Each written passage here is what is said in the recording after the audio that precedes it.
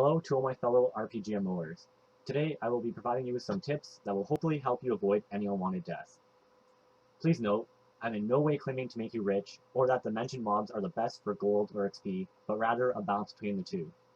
Also, this guide is intended for combat mains, those who wish to train combat exclusively, and thus if you're a skiller starting combat, you may want to skip ahead as needed.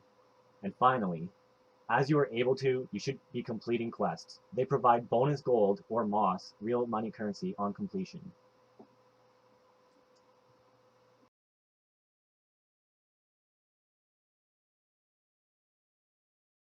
Alright, before we get into it, I just want to show you a couple features you can use to help you determine whether or not it's worth fighting a mob or not.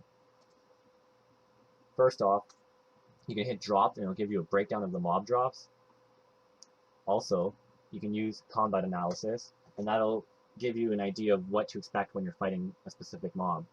For example, it'll only take me one hit to kill a chicken, and it'll do 0 damage, and it'll take me a fraction of a second to kill it, because I'll one hit it every time. Now, you're going to want to kill chickens until you have 5 in all stats, and I recommend you use controlled stance, just to avoid having to decide what skill level up next. It's going to level up really fast, or they're going to level up really fast, so just level them all up at once. Now, once you have all your stats at 5, you can then progress to gray wizards.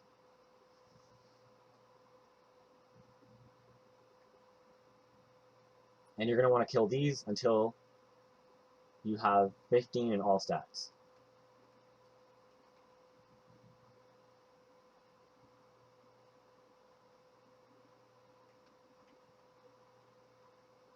Also, if for whatever reason you're having a hard time killing the gray wizards, or they're doing too much damage and you need food, you can always rotate back to chickens, kill them for tomatoes, and possibly get a feather drop or two if you're lucky.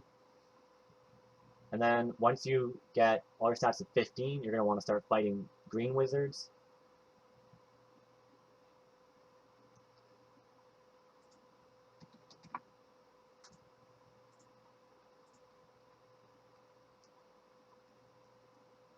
Again, at any point, if you need food, you can rotate back to chickens.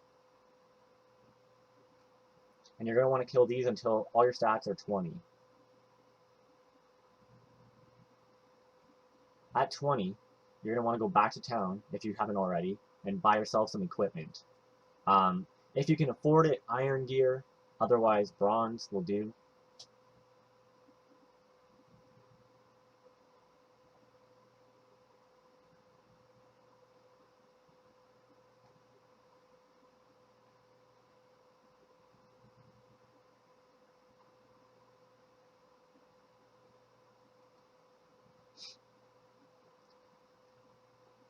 Now, the reason why I'm suggesting you fight black rats is because they drop salmon, cooked and raw. It heals 8 when cooked, so that basically eliminates the need for tomatoes.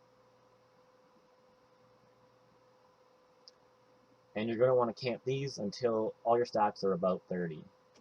Now, depending on your gear, you may or may not be able to move on at 30, or if your gear is really good, maybe even earlier. I only had bronze gear when I went to the next location, so I can't really say how early you can go, but so yeah, you're going to want to camp here until all 30. Once you've done that, you can move on to ghosts at level 30.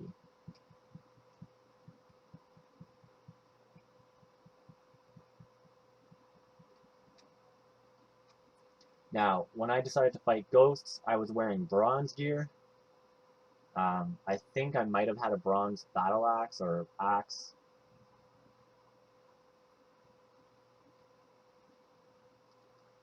There's 2 locations you can go to fight them. First, I'll show you the Skelly dungeon. So here's town of Dorpat. Here's where we're going.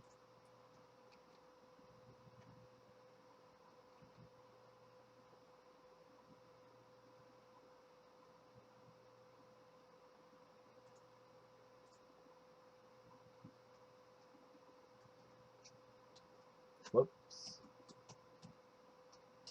So the first location you can fight them at is right here. If you choose this location, be wary of the spirits. They're a little bit stronger. And definitely don't try to fight this energy ghost. Now, why I'm suggesting to fight ghosts is because they drop bass among other things, such as scrolls, which you can sell in the market or use to upgrade your gear or whatnot. They also drop repeat quest scrolls, which you can also sell or use at a later time.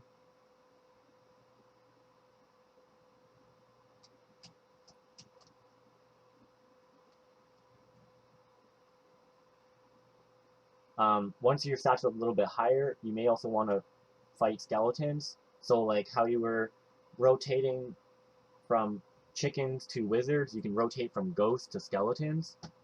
So you fight ghosts till you have enough food, and then you fight skeletons, burn your food, and go back to ghosts, and keep the cycle going.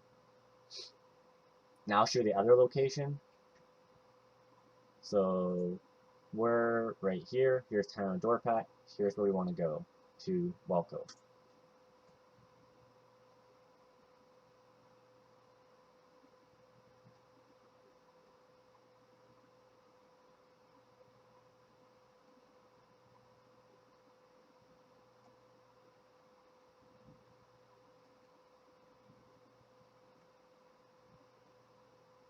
Now, note, you have to fight this mob to get past. Now, I'm not saying kill it, but once you step here, it's going to attack you. So you'll have to, here, it'll attack you.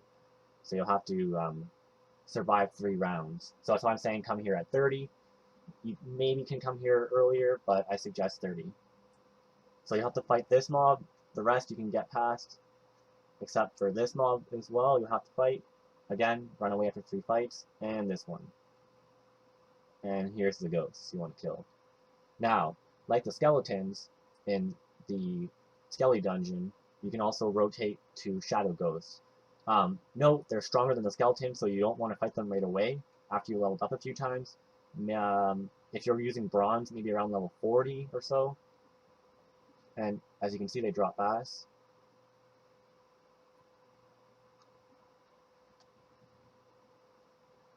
If you choose the Walco path, my bad, you can actually stay here until about combat level 50 or so. That's what I did anyway. Like I said, I was using bronze gear. Eventually, I did upgrade into a iron 2H. Now, I'm not saying you should use an iron 2H, but it is, well, maybe not anymore, but it was cheaper than the alternative, which is a 1H and a shield, or 1H and magic. Now, I seriously don't recommend magic at this point, especially if you're not a skiller, because it's very expensive.